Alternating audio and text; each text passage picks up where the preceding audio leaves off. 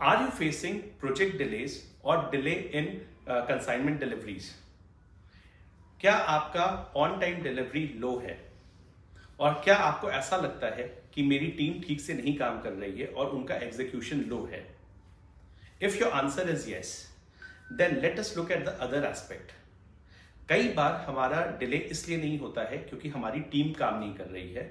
वो इस कारण से होता है क्योंकि हम अपनी कैपेसिटी से कहीं ज्यादा ओवर कमिट कर देते हैं। क्योंकि कई बार बिजनेसेस और सेल्स ये मान के चलती है कि भाई बड़ा ऑर्डर आया था और कस्टमर डेट के लिए पुश कर रहा था, हम उसको मना कैसे कर सकते थे। So what we do, we accept the orders, we don't look at the pipeline. इसके कारण क्या होता है कि ये प्रोजेक्ट कोई या तो ये या दूसरे कंसाइनमेंट वो डिले हो जाते हैं। So it is very important for every business owner to recognise one aspect, your capacity is fixed. Be it machines, be it your team, be it any person, be it even you. Machines की speed limited होती है, processes का output limited होता है, ठीक, और आपका time limited है, सबसे बड़ी बात है। हेंस अगर हम उस कैपेसिटी से अगर ज्यादा कमिट करके आएंगे तो it actually will have a very fatal result. इससे एम्प्लॉयज पे स्ट्रेस पड़ता है, उनका बर्नआउट ज्यादा होता है, क्लाइंट परेशान होता है और कई बार तो क्लाइंट आपके कॉम्पिटिटर के पास इसलिए चला जाता है क्योंकि उन्हें मालूम है कि आपके पास से टाइम पे डिलीवरी नहीं होने वाली है।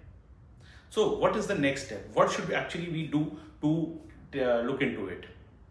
सबसे पहले हमें अपने हर एस्पेक्ट, पूरे प्रोडक्शन में या पूरे प्रोसेस में जितने रिसोर्सेज हैं उनका हमें एक कैपेसिटी असेसमेंट करना चाहिए। हमें ये देखना चाहिए कि वो मतलब टाइम वाइज एक पर्टिकुलर टाइम यूनिट में वो क्या यूनिट प्रोड्यूस कर सकते हैं। और सेकेंडली ये चीजें जब ज्यादा कॉम्प्लेक्स तब हो जाती हैं जब एक ही रिसोर्स दो प्रोसेस में यूज होते हैं। फॉर एग्जाम्पल, अगर हम सपोज एक पर्सन है, दिस वन पर्सन, वो दो प्रोसेसेस पे काम कर रहा है तो उसका जो टाइम है वो दो प्रोसेसेस में लिमिटेड हो जाती है। So we need to take this into account as well.